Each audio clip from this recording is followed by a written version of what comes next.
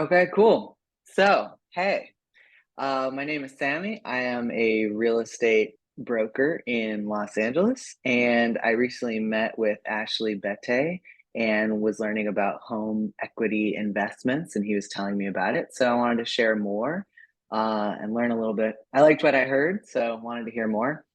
I mean, one thing I would say is I feel like there's a lot of predatory folks out there who are targeting people who would want to, who basically their only option is to like strip equity from their house. And having a paid off home is the best way to retain and pass on generational wealth. And that's what I really believe as a realtor is like, how do you figure out how to not sell your house, but pass it on? So I guess what's a home equity investment and how is it different from the other options out there? Hey, Sammy, thanks for the chance to speak about home equity investments. It's a good question. Home equity investments are a relatively new asset class compared to other real estate uh, solutions that are out there. And what a home equity investment is it's a shared agreement between an institutional investor and a homeowner, where the investor gives a homeowner a lump sum of cash with no monthly payments due back. In return, the homeowner gives the investor a sliver of the equity in their home for a period of up to 10 years. And at the end of the agreement, what the homeowner pays back is the lump sum of cash that they were given, plus a percentage of the appreciation of their home over that 10-year period.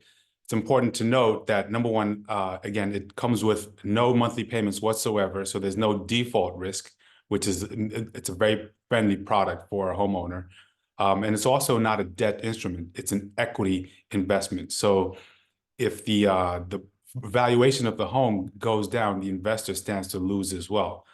And that's in sharp contrast to Mhm. going out and taking out debt, where the lender cannot lose whatsoever. Right. They could, I guess, if it went real low, but ultimately if you owe the lender first and then you get what's left. Exactly.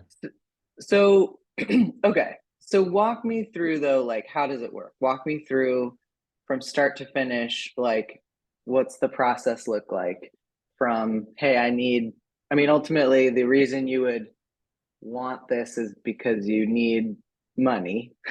So, and you have a house that's either paid off or like, you have quite a bit of equity. So walk me through like from start to finish, how does someone get this and then pay it back? Sure. So we happen to be living through some very interesting times where homeowners are sitting on record levels of home equity. But what's also happening at the very same time is banks are making it incredibly difficult for homeowners to access that equity through the traditional means, which are either refinancing or getting a home equity line of credit. So a homeowner who has significant equity in their home, once they've learned about home equity investments, which we encourage them to do, and they can go to our website. We have a significant amount of uh, information there that they can learn about HEIs. They would then apply for a home equity investment either with my company Leap or with one of our competitors. There are on any given day anywhere between 10 and 12 competitors right now, and that's a growing number. We expect that number to explode in the coming years. So they would apply for a home equity investment. The very first thing that we do is we verify that the amount of equity that they have in their home is sufficient for us to enter into this agreement. And our criteria there is that post us making the HEI investment into the their home, that they're left with at least 20% home. So it kind of gives them still a cushion of that home equity wealth after we've made the investment. So we're not predatory. We're actually the exact opposite. We're looking to partner with homeowners and help them access the equity in their home, but not take advantage of the conditions that they may be in. So once they've been approved for the home equity investment, the HEI companies, such as our company Leap, would advance them the amount that we'd agreed upon, and let's just use 100,000 for argument's sake. We'd give them $100,000 in HEI proceeds, and in return, we get a small percentage of the equity in their home. And let's just use 10% of the home equity, for example. They can use that money for, ideally, we'd want it to be for specific reasons, but in reality, they can use that money for whatever they want. And within 10 years, they would need to pay us back that 100,000. And what we'll also do is we'll calculate the valuation of the home at the time that we entered the agreement compared to the time that we end the agreement. And we would then take a percentage of that appreciation. It's important to note that the various companies that are out there offering these they would take a totally different, varying degrees of percentages in the equity. So it's very important for a homeowner to understand upfront how much they may be giving up. With our products, we cap our return at a 16% IRR. So it makes it very friendly for the homeowner as well. It's not completely predatory, or it's not overly expensive whatsoever when you compare it to other products out there. So yeah, essentially, like, let's say the home appreciates, $100,000. Well, it's not a direct like 16%, right, appreciation, because it's the IRR to your investors. So is there some way that the homeowner could figure out, like, oh, what's the percentage of appreciation going to be? Well, let's just do it on, just assume that they took the money out just for 1 year. They took out Okay. 100,000, and the home actually happens to appreciate by 100,000 in that year. We'd assume that the homeowner can safely assume that we're going to be taking no more than 16,000 of that 100%. I'm sorry, of that 100,000 appreciation in year one. If it happens to do the same type of numbers in year two, then again, we're not taking any more than 16% of the appreciation in year two. For anyone who's interested, I'm happy to show and share a workflow chart that actually goes deep into the numbers, and they can play with it themselves, play with the proceeds, and play with the return potentially. Yeah, like you would have some sort of model of like, okay, your home's worth this now. Let's assume, 3% appreciation over 10 years, whatever. So you would be able to kind of, we don't know what's going to happen to the real estate market. Obviously, if it goes down, you're also like at risk too. But ultimately we're talking about Los Angeles here. So in general, over time, we don't expect like long-term values to go down. What happens if and then you're making the money on the appreciation because they're not paying you, lenders make money with like interest. And so you're paying them, interest monthly. Since you're not taking any payments, you're essentially just getting like one lump piece of the appreciation when it gets paid back, basically. Exactly. Correct. Yeah. So what if they can't pay you back?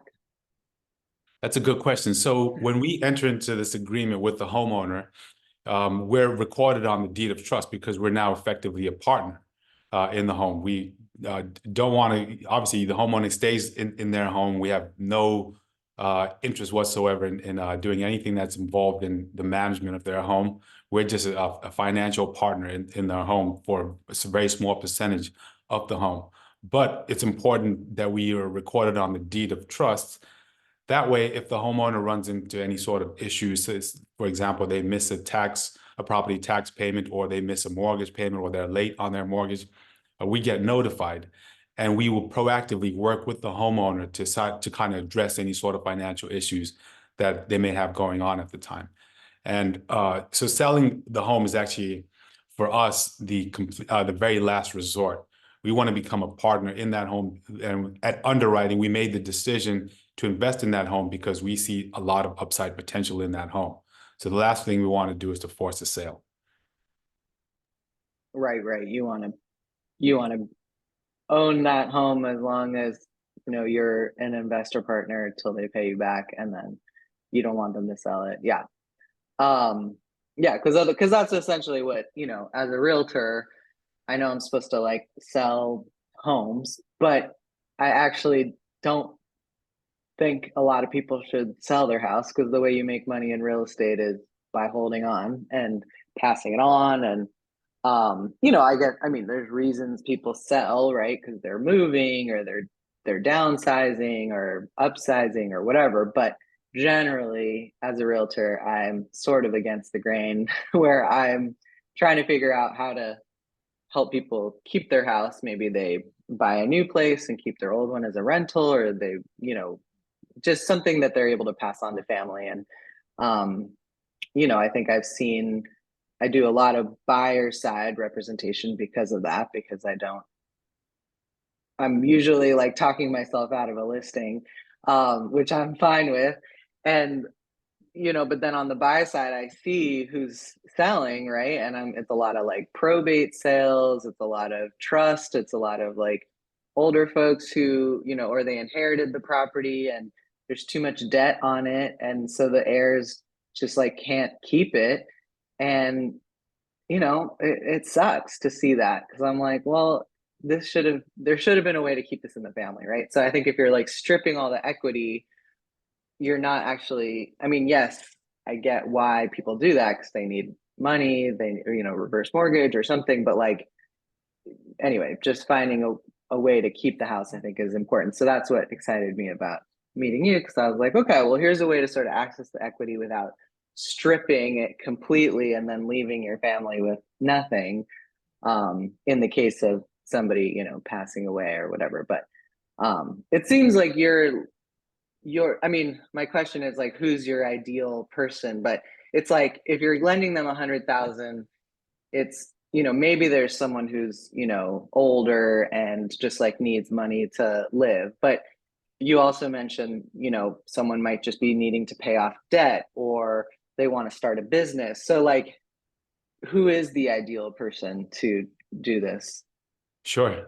So we have actually three different types of people that we want to market to. The ideal person, what's common across all three types of homeowners is that they all have a significant amount of equity in their homes. The national average is close to 50%. So the US owners are sitting on at least 50% equity in their homes, which is unprecedented. So the ideal homeowner for us would have significant equity, have some sort of challenge going out there and getting a HELOC or even a reverse mortgage. Or even if they don't have those types of challenges, like you mentioned, a good use case for our product is for a homeowner who wants to start a small business. Rather than going out and getting a loan, an SBA loan, which is another form of debt, which impacts their ability to go out and borrow if they need to, they can take out an HEI. They get some money upfront, use that money to start and run their business for a couple of years. And once that business is running well, that they can then pay us back. You also mentioned our credit repair product, which is our flagship product. There, the ideal person is someone who has a significant amount of equity, but also has some credit challenges in terms of consumer credit that appear on their credit report. We would advance them a certain amount of money, actually make that payment directly to their creditors. And the idea there is that it would then pay that their debt down, improve that debt to income ratio, which is a key factor that lenders look at when they're looking to extend credit to someone. We found that can have a profound impact on an individual's credit score. It can literally take them from having, say, for example, a 650 credit score to having close to a 750 credit score within 60 to 90 days. And all of a sudden, their borrowing profiles change completely, and they can now go out and get prime rates for whatever it is that they would wish to get.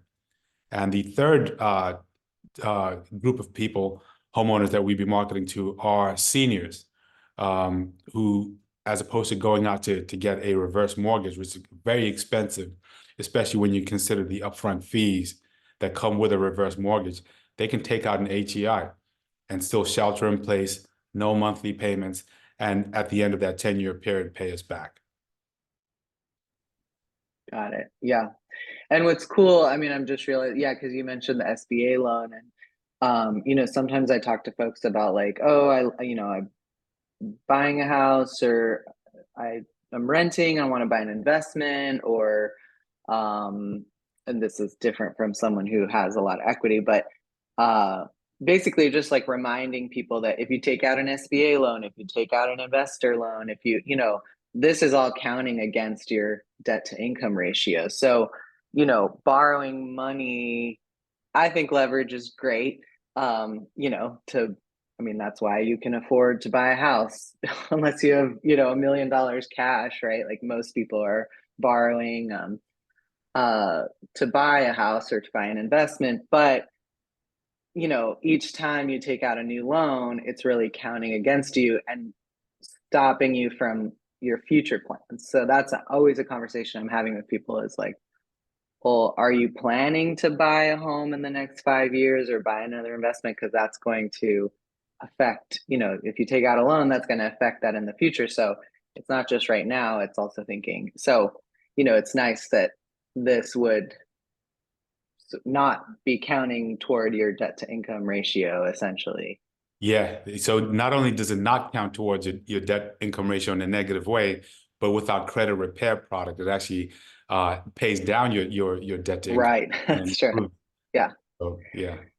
I like that. Yeah. Because, I feel like, um, and this is not, again, this is like first time home buyers, or these are people who, wouldn't be good for this product because they don't have homes. But I run into a lot of folks where it's like they either have credit issues, like lower credit, or they just like have a lot of debt, right? And it's hard to pay that down, and then it is affecting the credit score if it's above a certain percentage of the total. We have a great partner that we work with for credit repair, Shiva, so he's great at explaining like the how to get your credit up. But yeah, essentially just having like just paying down that debt will already improve the situation overall. So it could be it's anyway, just a good way to kind of help. It's ridiculous that we have credit scores, period, but we do. And so, I think that's a huge factor in like what you can access, basically your credit score. And if you have a good credit score, it opens up a ton more options for you than if you don't. Yeah, it really does. One other use case I want to highlight that I think makes a lot of sense is, say, for example, there's a family that have a significant amount of equity and they want to help their children to buy their first property. What they can do is take out an HEI, use that money to as a down payment towards their child's property. And speaking to what you were speaking about earlier about how home ownership, the more you can improve it, the better your chances are of creating generational wealth. Well, that's a great way of doing it with an HEI, as opposed to to that those parents using their savings or using going out and getting a loan to help with that down payment. Yeah, I was thinking that when we were just talking, I was like, oh, is there a way to sort of, ultimately, like in my generation at least, like folks who do have parents who own homes, they bought them for like $90,000, like $100,000. And they have quite a bit of equity, and their kids are, I was just reading, it's like the average home price in California is like 8 times the median income, right? It's like we're in a very different place than, it's not just house prices, it's like the house prices um compared to incomes. Right. So, just even thinking about like, okay, how do people leverage that in a safe way, right? Like, because their parents are, they if their parents did own homes, um, they probably worked to get those paid off. They're Right. not trying to like take out more loans, as seniors. So anyway, just thinking about like all the different ways that you could use this, but in a very like conservative and smart way. And that's what I liked about what you shared was like it's not just here's some money, and if you don't pay us, we'll just take your house, which is like, well, that's not No. um that's not what we're trying to do. So um yeah, I mean, do you want to share anything about like how did you like why did you start this program, or I don't know, anything about the why? Sure. So growing up, I when I first moved to this country from Southern Africa, I lived with with my aunt and uncle in the suburbs of Atlanta, Georgia. And I witnessed firsthand how hard they worked to number one, purchase the home that they were very proud of, and number two, to keep up with the expenses that were related to that house. And things happen in life. My uncle passed away. That left my aunt on her own to kind of deal with everything related to all the expenses related to the home. Essentially, over time, after having paid down a big portion of the debt on the house, my aunt could not keep up with the monthly payments as she got older and worked less. So she was forced to sell the house and kind of downsize. And I always thought that that was very unfortunate because I knew she had a ton of equity in the home, and it just didn't make sense to me that she'd worked all these years to pay it down. But when things turned a little bit, she just could not stay there. Um, it's an acceptable condition today because traditionally there have been no other options. And I always thought to myself, it'd be great if there wasn't an option that allowed people to kind of come back in an easy, non-debt way, tap into some of that money that they worked so hard to put into their homes and use it to address financial needs when they come up. So fast forward maybe 12 years later, someone introduced me to home equity investments, and a light bulb went off. It was very obvious. It's something that I spent years thinking about. So I set out to found my company, Leap. So we're in the home equity investment space, but we're out of all of the companies that are out there, we're one of the ones whose emphasis on impact and looking to help homeowners stay in place, help homeowners address financial needs is very central to our ethos. So embarked on this mission to found Leap, and I'm very excited to work with like-minded people like yourself who really care about communities and care about homeowners. Nice. Thank you so much for sharing that. Yeah, I feel like the why, I don't know, because it could just be kind of like, oh, just a real estate investing thing, but it's cool to think about like, okay, how do I take what already exists, but make it a little bit more impactful and like people centered. So yeah, I appreciate that, you sharing that. Sure. Yeah, I mean, U.S. homeowners are sitting on about $20 trillion worth of equity that they cannot Yeah, access, which is just absurd to me. that they put into, right? Like they paid it and well, they paid it in the market, and it's like, and then what? How do you, yeah, Exactly. yeah, for sure. I guess it would be like, yeah, it's like putting, you put money in stocks, you put money in retirement, it's like you expect to be able to get that money out. But with real estate, that's the beauty of it. It's locked up. And so it's harder it doesn't trade as quickly, but it's also like, what's other than just passing it on, like, how do you access that as a way to meet your other goals? Yeah, when you need it, you should be able to access it and again address financial needs or even pursuit of other real estate or financial opportunities with that money. Right. Yeah, totally. Investment or helping your kids buy something. Totally. Yeah. So how do people get in touch with you? They can go to our website. That's Leap, LEAPHEI.com. I'll repeat that. LEAPHEI.com.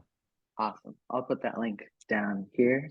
Ashley, thank you so much. I appreciate it. I just wanted to, be able to ask you a few more questions about it. So I learned a lot actually meeting you, and that's what gets me excited, is to share, hey, there's anything you want to do in real estate. That's what's cool about real estate. There's a way to there's not a no or a yes, it's a how. How do I figure it out? And so I yeah, I'm always excited to hear like different ways people are approaching it. And yeah, we'll definitely be in touch. Thanks, Sam. You really enjoyed this. Thanks. Talk. Awesome. Bye. Bye.